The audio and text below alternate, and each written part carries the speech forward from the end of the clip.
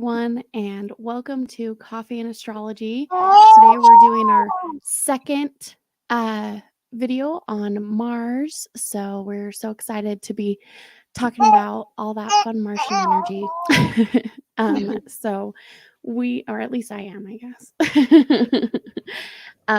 I'm Megan with the Academy of Logic and Light, and today we have our teachers with us.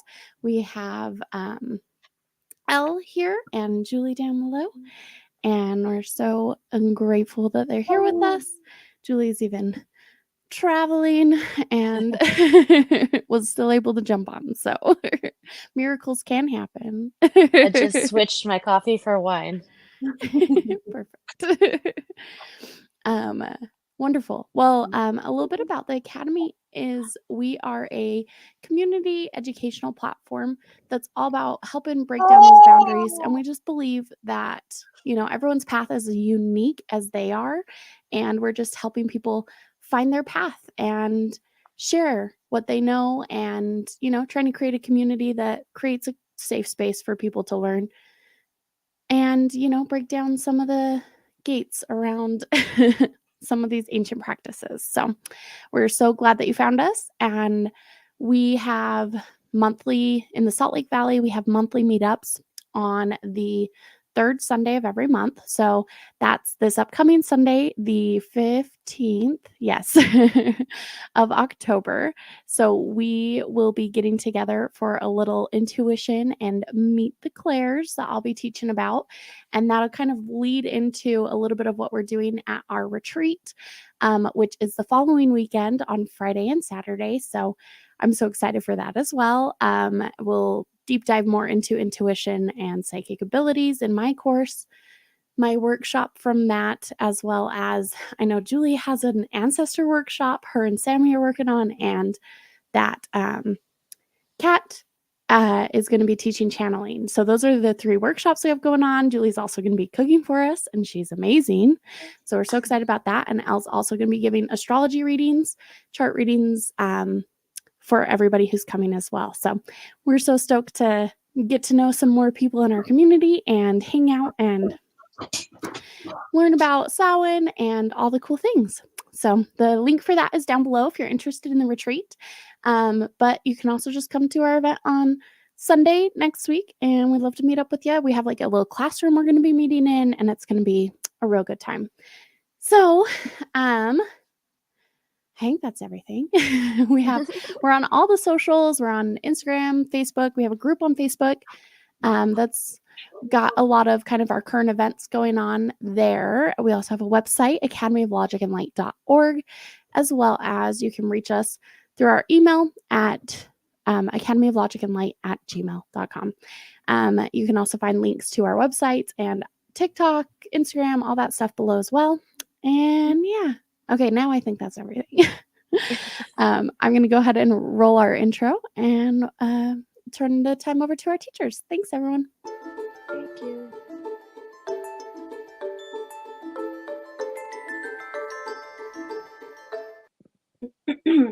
Hello. Hi. I'm trying to figure out how to switch this back over to. Oh, I think I figured it out. I'm in a hotel in Amsterdam, and Lucky. the plug isn't working, but the Wi-Fi is kind of in and out, so we're gonna wing this. In our true fashion every week. Yeah, as always. And instead of coffee and astrology, we're doing wine and astrology in Amsterdam. I am having coffee, for the record. This is not a 9 a.m. wine. It could be. I mean, I don't really have a lot going on these days. If you would have said, I would have brought the wine. I love it. Okay, let me see if I can enter in from my laptop real quick. Then I can control the slides. Otherwise, I cannot. And talk about. I think I did it. You did it! Yay! Okay, cool. And I'm still doing this from here. All right, we've got things going. We are chilling. Okay, cool. So as we all know, Mars is the planet of physical energy. It governs your sex drive, forcefulness, and aggression. Mars is the planet that spurs you into action, and it governs energy, boldness, and the will to win. Let me turn off the speaker. I'm sorry. Do you hear an echo or no? Not really. Let me turn this off. Mute. Okay, cool. Yay for noise canceling headphones. All right, cool. So then we are going into Mars has the 12 houses, and we're looking at the positive and the challenging aspects and points. Quick cheat sheet as always. The planet is the what, the sign is the how, the house is the where, and the dynamics are the dynamics. Blue is easier and red is more challenging. Okay. All right, Mars and the houses. And I have notes here again. So last time I don't even think I really looked at them, but You're just that good. You don't need notes. well, I just like sometimes I'm like, what's the word I'm looking for? And so my notes are helpful, but I'm just like, in case I need them. But then I have them and then I'm like, oh yeah, everything just comes to me now so smoothly. It's crazy how that happens. But so it's kind of the same when you have your Mars in a sign. So we go through the houses, and as I say, each week, each house has a certain energy to it. It's ruled by a certain planet, and depending on what house it is associated with the sign. So the first house, always Aries, still that Aries energy. So it's kind of be very similar to what we talked about last week when we went through all of the signs through Mars. It's going to be similar in the houses. It just kind of the houses are kind of more of a direction of life versus like personality traits, but it still has that same energy. So it is very similar. So I'm going to do again kind of the shadow and the shadow side and the evolved side, because I think that if you've done the work, it's unfair to categorize you in with the people that have not done the work, or the people that haven't done the work. This might help them realize like, oh, I am that way, and maybe I'm not as evolved as I should be. And also you can kind of research and find really healthy ways of evolving and working through certain things, because I can tell you when you have Mars in the first house, it is a very impulsive placement, unevolved, very impulsive, very reactive, very like quick to just temper, quick to just hot-headed. It can be very aggressive and uncontrollable ultimately if you don't evolve this energy that you have in your chart, because Mars in the first house is very strong. I mean, it thrives here. It's Aries energy through and through. Mars, god of war, all that energy is in your first house of self. So you can be very just self-destructive. You can be very harmful to yourself if you're not evolved. Now, take that energy with someone who's evolved. You get shit done. You probably have great physical abilities. You're very strong. You're very independent. You literally can carry the world on your back kind of energy. And that's when you evolve through those things. You take all that passion and all that extreme energy and you transform it into something very positive, very, you help others. You're there for others. You, sorry, we got a dog and it's so loud. I don't know if you guys can hear that. What kind of dog? A mountain. I'm not a dog. I love dogs, but I don't know anything about dogs. Here. Can you see? Oh my goodness. A big dog. Oh my goodness. Yeah. That's the dog you got for not knowing anything about dogs. This is fun. I did not. Yes, my Gemini husband was like, she needed a home, and she's actually really chill and I'm fine with it. Everyone was like, how did he talk you into getting a dog? Bottom line, I want a gate for my chickens, and I felt like this was going to get me there faster. Sorry. So I was like, sure, bring home a dog, build the gate, and then I get my chickens. Oh my god. I heard they're really good dogs, though, the Bernese. Yeah. Yes. Yeah. No, she's super chill. The cats are terrified of her. We're working on that right now. That's why this morning was so chaotic. Sorry, this is like totally off subject, guys. But got a dog. It's a little hectic right now. I'm still adjusting to like dog and cats, like separate in rooms, and then there was baby. So if I didn't ask to see the dog, I think we would have had a riot on our hands. Everyone wants to see the dog. Yeah, the dog. Yeah, she's amazing. Her name is Voodoo. We have no idea what her sign is. So. Oh my god, so cute. You'll figure it out. Yeah. Oh, she has Aquarius energy for sure. I've already thought about it, but I'm like, I guess I'm just gonna have to go with it. But anyways, back to the evolved Mars in the first house. And again, this depends on too what your Mars sign is. So if you have an Aries Mars in the first house, all those things that I said in the beginning and the evolved traits, you probably really felt those. Now, if you have a very passive Mars, like a Libra Mars in the first house, it may be more subtle. It may not be as aggressive if you have an evolved or whatever. You may not carry the world on your back. You may just carry like a small family. It all depends on the sign as well. But typical Mars energy in the first house can be very good and can be very bad if you haven't evolved. So work through those things. If you found that I hit some points that were evolved, good for you. If you found that I really triggered some hot emotions in there, then you might want to just look a little inward and kind of, work on that a little. Or don't. I mean, everyone loves a Or hot head until they're the person on the other end and it's not as fun. But facts. Mars in the second house. So this one can be really good. If you have evolved in work, you can handle your finances. You have such a good structure on things. You're probably very good at making money. You're very attentive with it. You're very conscious of what you're doing and how you're handling it because Mars energy is very strong and passionate. And second house Taurus energy loves nothing more than money. So if you have evolved, you really have your finances, I would say, under control. You really can figure it out.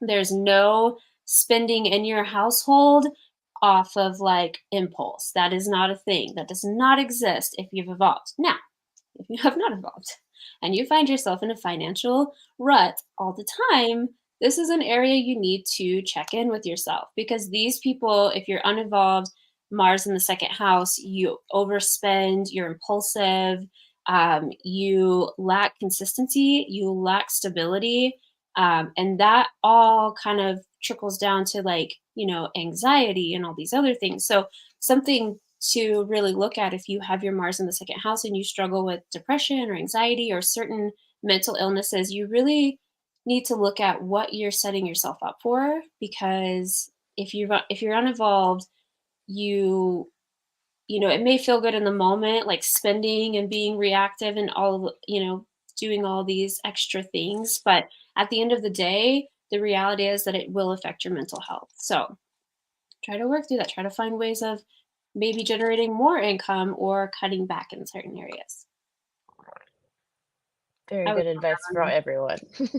yeah. Mars in the third house. This one I feel like is really fun. Like if you have Mars in the third house, mental activity is like exalted here. Like you are a thinker, you are a planner, you really have a good sense of like how the world works, but in a playful, youthful way. It's not like too heavy, like that Virgo. I'm going to go into Virgo. I always compare Gemini and Virgo because they're so similar, ruled by Mercury, but they're also so different. It's crazy. But when you're evolved, you're a great speaker. You think outside of the box kind of mentality. You love to have fun. It's part of like your life. Having fun is part of your life. I bet your family life is fun. Your career life is fun. You like to have fun. You like to entertain people, and you do really great in groups. Now, if you are uninvolved and you have a Mars in the third house, you can be very reckless. You can be very reactive in how you speak to people. You can probably hurt people's feelings really fast, really harsh, and just can be very argumentative, just not as fun to be around. But ultimately, Mars in the third house wants to have fun. So that is very conflicting because when you don't, if you haven't evolved and you find yourself like, oh, I want this and I want that, they kind of feel like they're missing out, but it's because they can't, they have to be kind and not so hard on themselves as well. Because this is kind of a placement for someone who is unevolved, can be very harsh on themselves. So if you are uninvolved and your Mars is in the third house, just try to dig deep and understand where your words are coming from. Think before you speak, and use your creativity to drive you and not necessarily use it to hurt others. Also good advice for everyone. Mars in the 4th house. So these people, unevolved, can be very passive aggressive.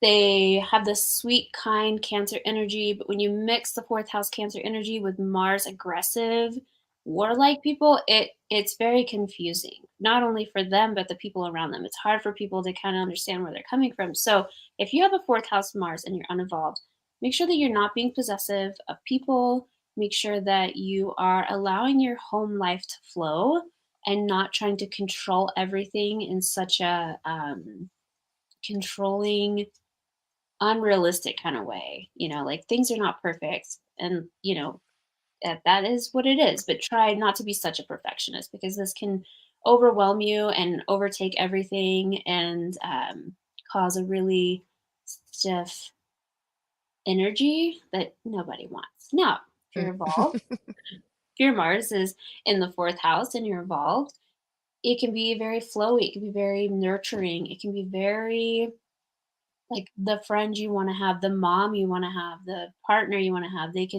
take care of things, they get things done in a very subtle, nurturing kind of way. And so they love to be domesticated. They love it. It's like who they are. So, but in order to be a good partner, you have to evolve and learn to love yourself. So this can be sometimes a challenging placement for that. And you have to work through some things and maybe evolve through that, because 4th house energy is pretty heavy. I mean, it just is. It's heavy energy. It's intuitive. It's spiritual. But when you put Mars there, sometimes it can be conflicting. So just make sure you're working through things and you evolve through the trauma. 5th house. So I always laugh when I see a 5th house Mars. Are you 5th house? I think I'm 6th. Okay. I don't have all my stuff in front of me like normal. Yeah, normally she's got her sheets and we're like going through like everybody's. So if you're unevolved Mars in the 5th house, like Mars likes the 5th house, right? Mars is, Aries energy, fiery. The 5th house is fiery. But if you're not evolved, this can be too fiery and you can have very short, quick, explosive relationships. It can just be purely about sex or fun, and there's no depth really there. And so you find yourself always just, and if you're okay with that, that's fine. And you very well could be, because of Mars in the 5th house may not really be into like monogamous relationships or something set in stone forever. That probably scares them a little bit, to be honest. But it's a good placement for like being creative. So if you can work through maybe if you evolve through your, whatever your sign is, this is a great placement for someone who's very creative, who probably expresses themselves through arts, and that can really make just a beautiful life for themselves by doing creative things, by being artistic, by expressing, singing, like dancing, whatever, theater, whatever it looks like for you. Great leaders. These people can really take dominance. 5th house Leo energy is fixed, so they're also very consistent. And so that's always something that keeps someone a good leader. When you're consistent, you lead by example, sort of thing. So this is a really good placement for someone who is evolved. I would love to have my Mars in the 5th house, because it gives you this kind of fire, but also charismatic energy if you're evolved. If you're not evolved, you're kind of a hot mess, and you probably just have a lot of random different things going on, and there's no structure, and it's probably unsettling. Man, now I wish I had all my charts in front of me. Who is unsettled? Who's evolved and who hasn't? Mars in the 6th house, I feel like, is a little more challenging. Like 6th house energy, Virgo energy, they get shit done. They're very, perfectionist. It's an area of like perfection and, keeping tabs, and just everything is in order. Mars is great when it's in order, when you have things structured, when you are perfecting things. But you got to keep in mind, being a perfectionist can be so challenging, especially where you're passionate at. Especially, I mean, you look for perfection in partners, you look for perfection in your job, your work, and people. And like, again, Virgos, sometimes not everyone can meet that expectation. Facts. Yeah, Capricorn is going to be your best bet if we're going to do this, but I'm just saying. So, and my Mars is actually in Virgo, so I get it.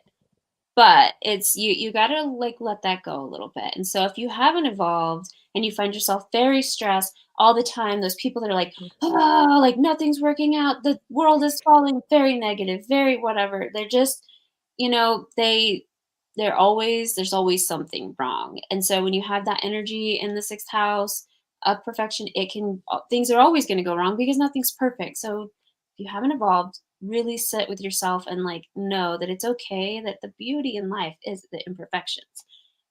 You're gonna disagree. We're just gonna have to agree to disagree about that because I know no Virgo agrees with that. But I mean, it's true.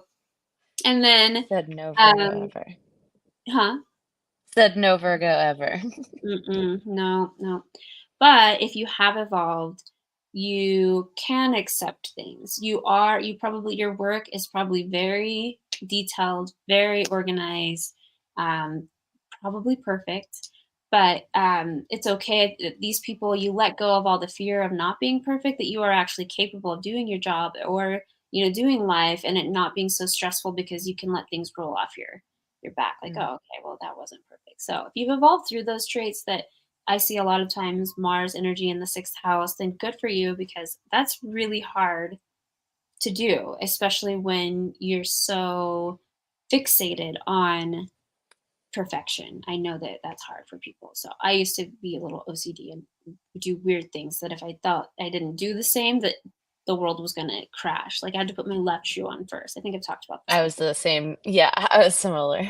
Yeah, I'm like, I was doing witch shit before I even really knew what witch shit was. Weren't So, we all? yes. So if you've evolved through this, just good for you. And if you haven't, try not to argue with your coworkers because nobody likes an But asshole. it's so fun. Men at the bar, okay. Coworkers, not okay. Because you have to see them every day. You don't have to see men at the bar ever again, hopefully. That's true. Hopefully. Fingers crossed. Yeah. Fingers crossed. Mars in the seventh house, Libra energy. So this one, when you have Mars and Venus, they're very different. One is love and beauty, one is war and destruction. So unevolved. Mars in the seventh house. You don't know where you stand in relationships. You don't have a backbone. You let people walk all over you, and you're okay with it because you feel like you're a people pleaser. This is a people pleaser placement. Man, thank God I'm not having wine. That would have been a total disaster. I was like, I could do a wine. I'm not the one talking. Yeah, like it's fine. But this placement is really, if you're unevolved, it's a really, hard place because you are so willing to let people walk all over you and you're so willing to give up what you want, what you believe, because you want to make other people happy. And, that's very unhealthy. So if you are Mars in the seventh house and you're like, oh man, that is me, I strongly suggest you do some work and figure out why you care so much what people think about you. Why do you care if people like you? You choose someone over yourself. Like that's not love. Ooh, I'm going to the 10th house. Sorry. No, you're good. So if you find yourself doing that, and this is a placement for you, really work through that because you, at the end of the day, you're going to live your whole life for someone else, and that is not living life. Now, if you're evolved, you have great relationships. You're really good at setting boundaries, and you have this kind of passion for relationships. This is a relationship house. It loves relationships, whether it be intimate or platonic, whatever the relationships are, you are there for them. You give and you take. And so it's a good placement to have if you're evolved. If you're not evolved, don't be people pleasing. That was for the ninth house, right? Did I mess that No, one that up? was seventh. I was like, I can have wine. I'm not going to mess anything up. I got this. Wait, we're on 9, right? We skipped 8. 8 house. Who needs 8 house Mars placement? Same, but different. Now we're on the 10th house. I think we need to go to the Oh, my bad. 8th. The slides will be available later for you to go and look at them. We're doing a blend of like astrology after dark and astrology and coffee. Don't worry. Yeah, it's fine. It's a mix. You get both today. All right, Mars in the 8th house. So this one is very sexual. So I talk a lot about sex work in the 8th house or Scorpio energy because I do think that they're more susceptible to it. I mean, this is one of those placements that uses, sex to pursue their passion, whether it be to use other people's assets for money or and it doesn't have to be. If you're in Mars 8th house and you're like, I am not a prostitute, that's okay. I'm just saying this is a placement that could be But very no judgment if you are. no judgment at all. Do you, Bill? It's just kind of an area. If you're evolved, you're very you find comfort in this. You have a strong sex drive. God, what is wrong with me today? I cannot speak. You use that for your either for your passion or for your work or for whatever. But you're comfortable in it. You're confident. It doesn't phase you. Now, if you are unevolved, you could a lot of times use that in a negative way or for healing in negative ways. This is also someone who can be very secretive and unable to really possess deep connections with people because they're so like they don't trust people. There's no trust there. So if you're unevolved, Mars in the 8th house, and you find yourself not trusting people and not even being able to connect with people because there's such a lack of trust, this is an area you should really evolve and try to work towards, trusting a little, people that are trustworthy. They can be very just toxic in relationships and very controlling. So make sure that you're working through that because once you evolve through that, you are this powerful goddess, god, whatever energy that you could really possess, and it's really strong. And I think you put in the notes brilliant researchers, which if I hired anyone again, 8th house, Scorpio, FBI. If you're not doing sex work, you should definitely be an FBI agent. That basically describes this one Scorpio I know. Yeah, I mean, and maybe you do both. Maybe you're like, you're just trying to get some information from somebody. I'd be a good Like job. the most Olivia Pope thing ever. Yeah. Yeah, so 9th house. So Mars in the 9th house. This is mine.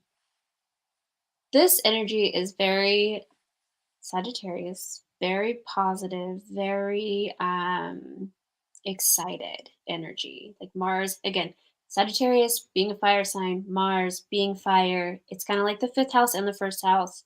If it's evolved, it's really good.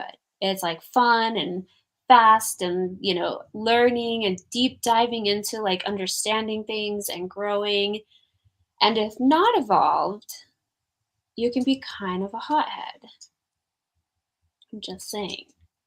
I did beat up a guy with a skateboard once. I've done a lot of work.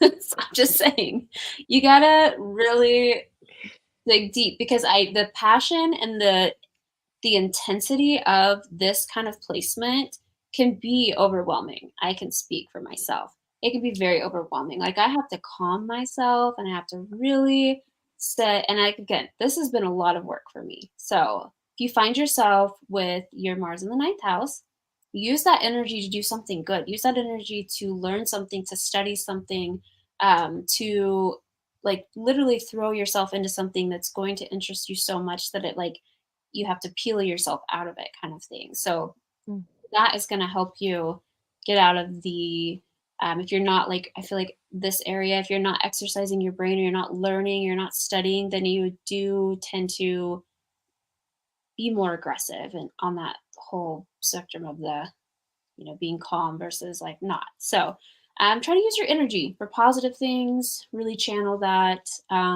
If you like to explore, this is kind of an area of someone who really, I would say, hikes, like, and not like small hikes. I mean, like hiking Europe or, things like that. This is a great placement for that because you have a lot of energy that needs to be burned off. And what better way to do that than What's that like? well, I have a lot of kids, as you all know, and so people are like, "I don't know how you do it." I'm like, "Mars in the ninth house. It's fine." That's where I get it. Totally. Yeah, that makes sense. I'm a little jealous. I'd love some energy. Yeah, it's a good one.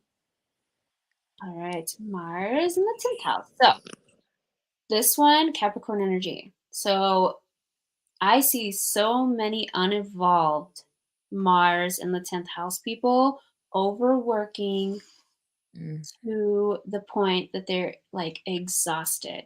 They have no social life. They have no family life. They are work, work, work. They are, too obsessed with career and public role that they really, if they're uninvolved, they do not care about anything else. And so I think that's good in a way, but I also think that there needs to be like some balance there. There needs to be some work life I'm balance. so No, sorry. no, you're good. I'm like, did you tip over? I It just did. looked like you fell. Just- Kind of. you're like, I'm doing the best I can here. I love it. You're in Amsterdam. I'm shocked you're even here, to be honest. Like, I just thought maybe like she'll be asleep or, No, I had a nap and a coffee and nice. quite a few drinks. I love it. But yeah, so if you're uninvolved, make sure that you have a life for yourself because at the end of it, you're not going to turn around and be like, oh, I mean, you might because that's the kind of energy you hold. But it might be nice to have like friends or family or something to show for other than all your hard work, possessions, probably really nice, fancy house, fancy cars, whatever that looks like for you. But if you are involved, you have a really good balance of it. And you know how to make yourself happy through your career and through work and through always doing something. And you also have a good, healthy family life, friend life. So you've evolved. If you have this placement, you're like, oh, I have a good group of friends and I do this. I do work a lot, but I'm okay. Then good for you. You've evolved. Congratulations. If you have no friends, you're probably not watching this because you're too busy working. But if you know someone that has no friends and all they do is work, maybe have them tune in to this little clip because they're not going to spend their time watching the whole thing. That's a very fair point.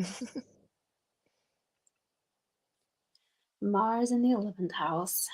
I always associate the 11th house and Aquarius energy with being like rebellious because they truly are rebellious. So when you take rebellion and the god of war, you can only imagine what happens uninvolved. They probably blow some shit up. Oh, I would love to do a study if we could find some dictators' birth times. Yeah. Hitler. I feel like Mm. he's an Aries, so his He Mars. definitely had some Aquarius in his chart. Mm-hmm. Oh yeah. I don't. I'll have to look. I think there is something with his. I think you can find his birth chart. I think I've looked at it before. I'm Um, gonna investigate. yes. And then Bonnie and Clyde, he was an Aries, and she was a Libra. I Oh. always find that interesting because I'm like, But those are probably people with their Mars in the 11th house or the first house. But the 11th house is more like of a. So the first house is self. They are really explosive on themselves, and they react because of themselves. And 11th house is more of a community kind of thing. So probably 11th house because this is someone who really what's the word I'm looking for? The Mars in the 11th house either does really good in communities and brings them together and helps and builds, or they're really bad and they're destructive and they can destroy a village. So, depending on how evolved you are or what your thoughts and opinions, because Aquarius energy is fixed. It's one of those signs that, like, it's very challenging to get them to change what they believe. And so when you have Mars, passion, and the 11th house with that energy, if they're stuck and fixated on something and they think something is true, it is going to be very difficult to change that. So they can be very argumentative. They can be very too strong-willed.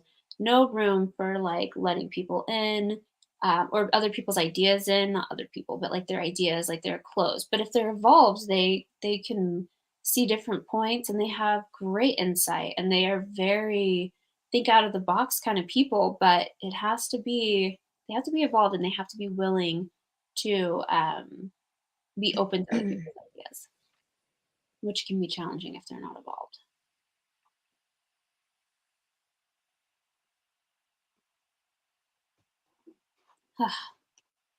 Now the 12th house. This one. So 12th house energy for me is secrets, depth. This is just something, it's just so out there, so far. It's far away from the sun. So there's just so much mystery there. When you have your Mars in the 12th house, you might be very secretive. People may not really know what you do. They may not know what drives you, what your passion is, what you do for work. It could be a really good placement for somebody who needs to keep their job a secret. Those are out there. So this is kind of a intense placement because it doesn't flow as easy as like Mars with a fire, Mars with in a firehouse or whatever. It's kind of more conflicted, more challenging. It doesn't it just doesn't flow as easily. So if you have Mars in the 12th house, and you're not evolved, if you have like the shadow part of it, then you definitely are secretive. You definitely hide things. You probably don't even really know yourself. It's very challenging to understand like your passion, and like it probably changes a lot. It's a mutable sign, it changes, it's flexible. So it's very challenging to understand yourself and almost impossible for other people to understand you if you're unevolved. Now, if you're evolved, this person is a very active imagination. Like, I think that your good points is like one of the best ways to say it. They can create beautiful things, they can make magic. They're very passionate. They understand themselves. They get themselves. They know what drives them. They know what they can and they know what they can't do. And they accept that with like no, like no issues with it for them. So if you are evolved, good for you. Keep your mind active. Keep yourself positive. Don't go down the rabbit hole. And if you're not evolved, just get out of the rabbit hole and figure out like what drives you and who you truly are, because this can be hard to know what your passion and what you love when your Mars is in the 12th house.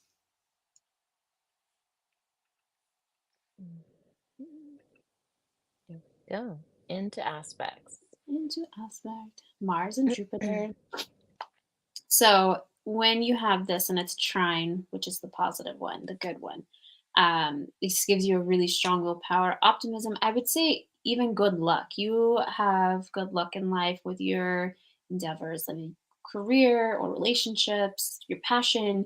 Things come to you easily. When it's not as flowy, there is definitely Mars's passion and how you express yourself. So it can be very extreme.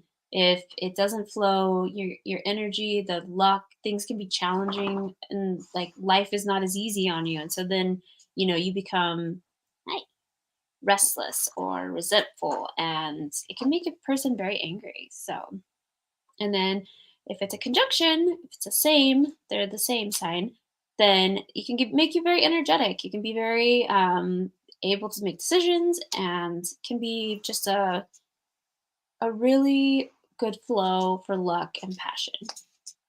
Is that what conjunction means this entire time? hmm Wow. Remember how I was like saying the opposite? I was like, oh, they're the first one. I was like, oh, they're the opposite. And I was like, oh my God, that's an opposition. I'm doing conjunctions, which are the same. Yeah. Oh my So that's why I was gosh. like, I'm so sorry, guys. I literally was not explaining. I think it was it Mercury? Had to be Mercury was I feel like it was Mercury, but that makes sense.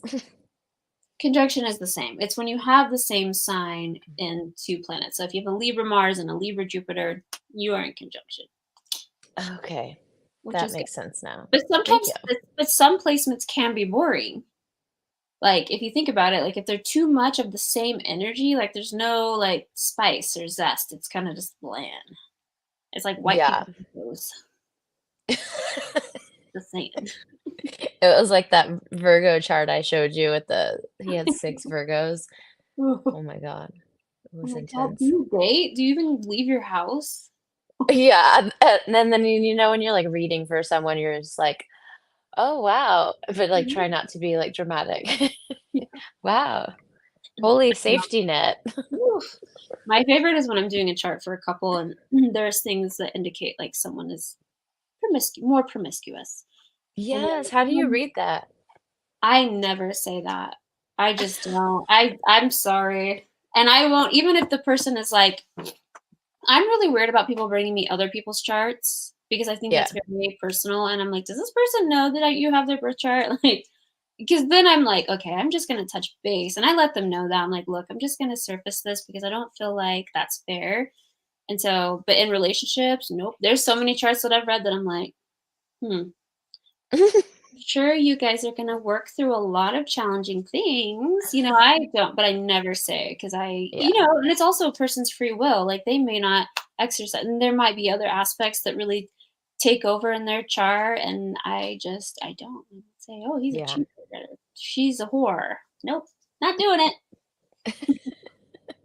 Smart, smart. Yeah. So Did I already do this one? No. no. So Mars and Saturn, good aspects. This is someone that really can overcome things. Shit happens to them all the time. They just push through. Perseverance is like no other. They don't care. This is Julie and I. We get shit handed to us all the time with our little Saturn situation. And you know what? We push through. I'm trying to think. So We mine try. is Virgo and Scorpio. No, nothing there. But anyways, um it's just people that push through. They're disciplined. They are really strict in their ways, and they make sure that at the end of the day they're taken care of. Now, if you don't have a very good energy flow here, if you have a square, for instance, it's just more challenging. Life is a little more challenging in the lessons. Like things happen to you, and instead of just being like, oh, okay, well, I guess I see that this is what I learned from that.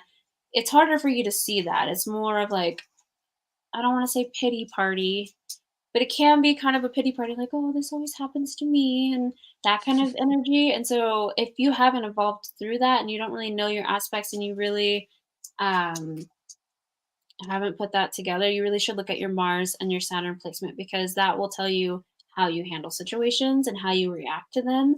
And if you find yourself being a crybaby, you might want to work through that. Just saying.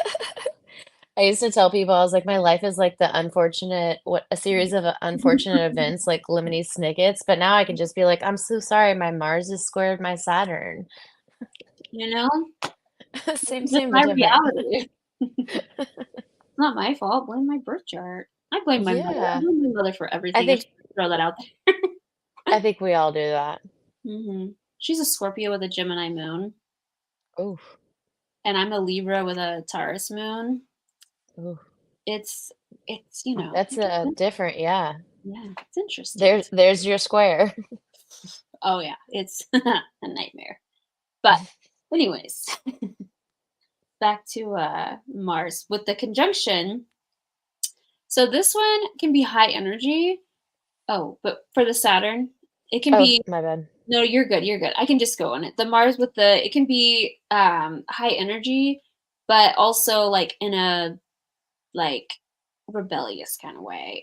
It could also we're just talking about how it's a good thing and how it can be boring. This one wouldn't necessarily be boring. It would be maybe too much power, like too much um either good or bad. It could be like super rebellious to where they can't get it under wraps, or like super religious to where they're so, strict in their religion and it could go either way. It doesn't have to be like they blew up the place, but it could be like so extreme to the point that they can't even, like, it's like they could be victims of cults, things like that. Oh, They're really strict with their passions and whatever that may be. So, and conjunction can be good. It can also like be a little concerning, especially in this placement, in my opinion.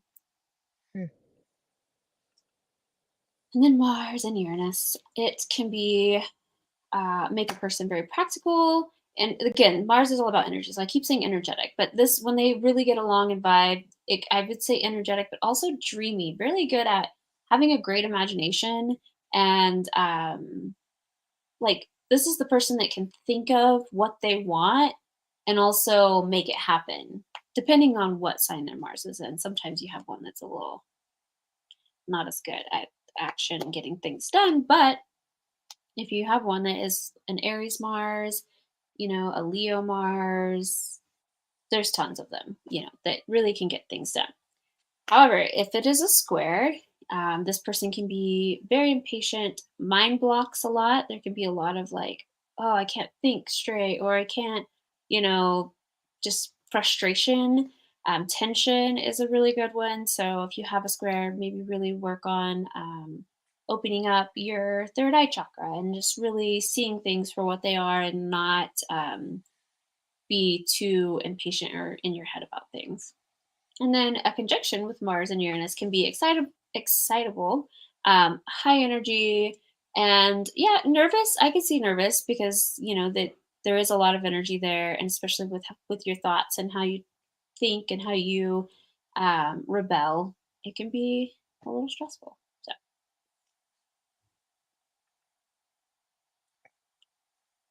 Mars and Neptune.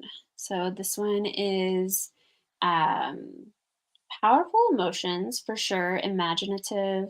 They can be very creative individuals. They can be really great at, making art, being in an art area of life, or that being having like a not a side hustle, but like a hobby, like something they really enjoy. It would be really good for this person to have projects that they work on. When it's not a so positive aspect, it can be, yeah, very negative, very escapism. I mean, that's kind of that Pisces energy. Neptune is like, okay, so how do I handle all these feelings and emotions? Mars being very passionate can be overwhelming. So, drugs and alcohol is definitely something that this could cause you to turn to. Oversensitive and just feeling hopeless, not hopelessness, can be very strong here as well. If you have one that maybe squares another, they just don't jive, they don't flow. The energies are very, harsh, and they struggle. So make sure that if you have this, that you are looking at yourself and you're really trying to understand, you know, where those emotions are coming from and handling them in a very healthy way and not in a very unhealthy way. And then the conjunction, artistic, um, design and color, that's interesting because I never really talk about color with certain signs though. It's like Leo, the color red, Aries color Mhm. red, like the fire with the red. Color is a big thing for a big part of astrology in a way, if you think about it, like the signs and what they're attracted to and the energies of the color. And so I've never really touched on this, but design and color, I could see where Mars is passionate, like red, um, I don't know, just intense, sort of like uh, creative arts. I don't know if that made any sense. Like my head was like, swimming, but I was like thinking, and I was like, I don't think this is coming out the way that I'm like thinking it in my head. But romantic and passion for sure if you have your Mars conjunct your Neptune. I am at 5% battery, and I think I'm barely gonna make this. Oh, Oh it no. might be I'll shutting just down. okay. Can you click the next slide? Because it's not letting me. Oh, wait. There we go. Mars and Pluto. I'll Okay. go real quick. Well, quack. Jesus Oh, Christ. Did you die? Oh, now you're no, still. I think Megan's helping me, but I can't see her, so I'm gonna stop touching it. You're like, I'm just gonna let it be. So this one is a good aspect, is great physical energy, self-confidence, courageous. This is the brave. Pluto is out there, it's far. Mars ignites that energy in a very positive way. It makes you a very like courageous person. If it's not a great aspect, then you could be very combative, unhappy, and it might be really hard for you to accept new conditions. And this is like you're not used to change and you hate change, and that's something you have to work through. And then if you have it conjunction, high emotional level, could be very violent tempered. This is kind of one of the ones that's like too much of that energy can be intense, especially if you have a Scorpio Mars. That can be pretty intense. So Hmm. that's what we got. We made it to That does 51 minutes, sound. and your phone didn't die. Well, I'm doing the slides from my laptop that's about to die, but my phone's still good, so Whoa. we're set. You Okay, can keep talking. I just was like, let me get the last slide in. we made it. So if anyone has questions, or if you want to throw in where your Mars is, what your Mars is would be helpful, and also where you're watching from, that would be awesome. We love this. And then what is next is Jupiter, I believe, right? The big, massive planet of luck, possibility. Sorry, my cat. Yeah, that one's gonna be a good one. What's your Jupiter in? My Jupiter is in Aquarius. It's actually my chart ruler. Oh, interesting. I've been, for someone who's gone through like so much shit, I'm pretty lucky, and I'm very grateful for my emotional intelligence that I've incorporated through my Jupiter dominant chart, because I don't know that like I would be as strong, especially being Aquarius, being different, eccentric, like Yeah. it's I'm grateful for it for sure. So if you ever want to find uh Stacy said, watching from work, my Mars. I actually have your chart. I'll tell you where your Mars is. Hold on. Between us all, we got this. We got you. I just did hers. So your Mars is in Pisces in the second house. I'm going to guess, though, that you probably have your finances under control. Maybe the more evolved second house Mars energy that I was talking about, how you have your things, you like your things, but you have it under control. You're not impulse spending. Maybe when you were younger, you impulse spent, but now in life, you really kind of have a handle on things, and you're probably the one that does most of the finances. She's also married to a Gemini. I don't know his chart, so I'm sure she's the one that handles the finances. My Mars is my chart ruler in the third house of Gemini. Ooh, chart ruler. What house is your Mars in? What house is your Mars in?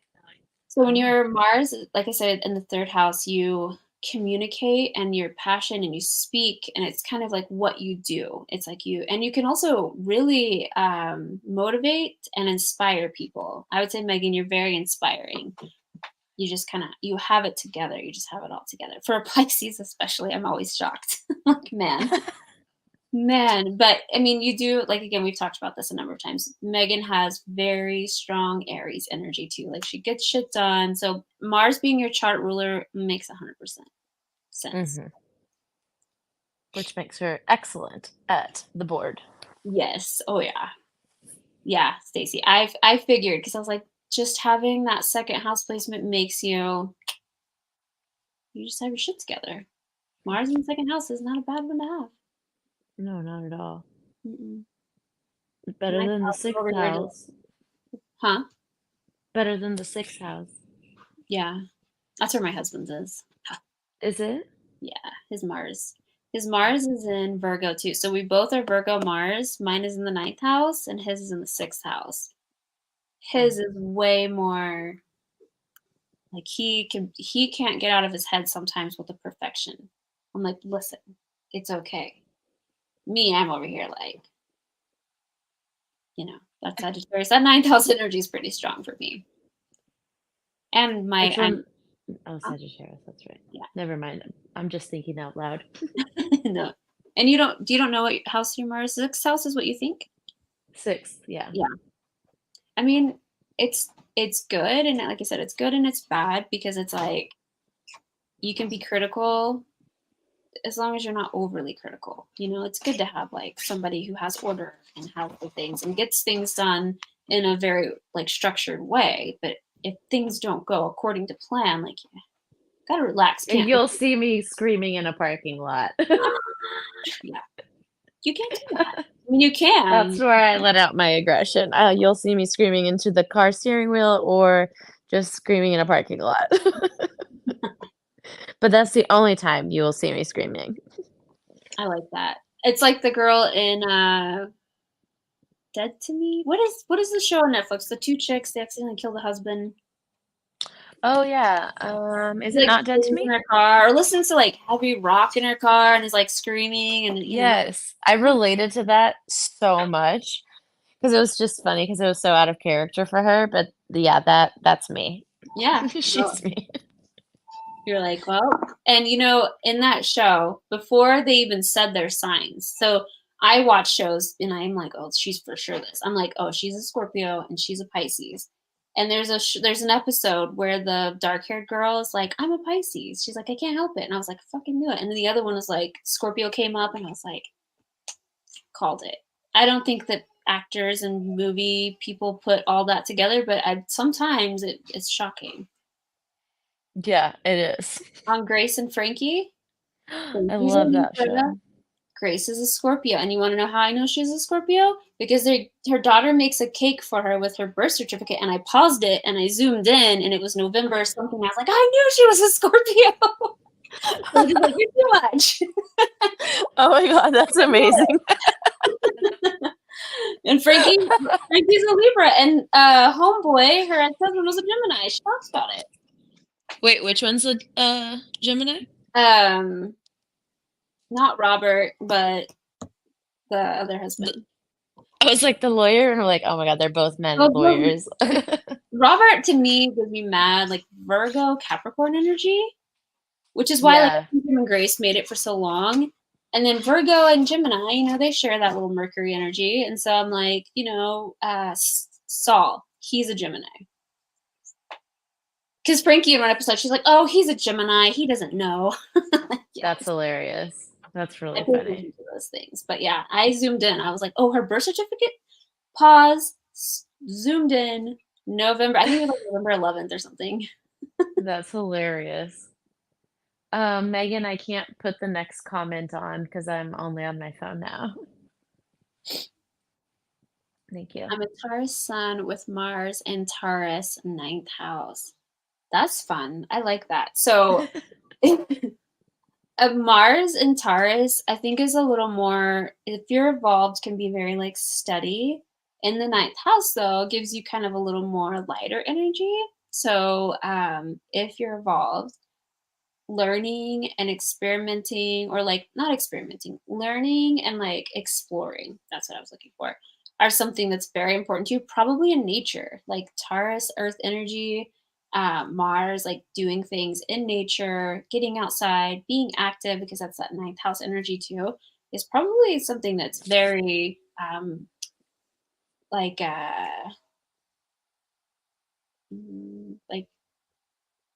healing for you. That's probably the best word, healing. Like if you need to get out or get away, going in nature, going on a hike, going exploring would be something that I would really recommend with a Taurus in the Mars and Taurus in the 9th house, and a Taurus sun. She's with me in Amsterdam. We're sitting on the Nice. Would you say that's pretty relatable? Like getting out, going, exploring, and also like being in nature could be very healing for your soul. Yes. I love that. I mean, we're exploring Amsterdam right now. I love that. Good for the soul. And French fries. I love it. French fries, cheese, and Dutchmen. Ooh. I'd be careful. We were sitting. You what? I said I would be careful yelling at them in the bar. Yeah, no, they like it. They have the same sense of humor we do. I love that. Yes. Kicking my ass today. Oh, I'm sorry. I think Mars is in Libra. I think I just looked it up. Which you think would be really chill. I know, I was thinking that too, but it doesn't feel very chill. It's kind of, think about it too, though. It's kind of conflicting because Mars is like the god of war and Libra's peace, and it's like, There is Yeah. that there that's like, we want to be peaceful, we want peace, but like that's just not gonna happen. It's not in the cards. Not for today. I'm chilling, but Yeah, we're about to go get dinner and then come back to bed and catch our flight home tomorrow. So oh, well, it's safe travels tomorrow, and thank you. thanks for showing up. Because I mean, that would be hard. We It's had 5 p.m. It's not bad at all, actually. It's way easier than 9 a.m. That's true. I'm I'm over more of an here with my life afternoon baby, water. I got a but I'm cat. not gonna lie. I had to have coffee. It was rough. Yeah. Well, so fun. Well, safe travels. Well, thank you, and thank you for everyone watching, and Megan and Kat and Elle for joining. And next week is Jupiter, so I will see you next Tuesday. Bye.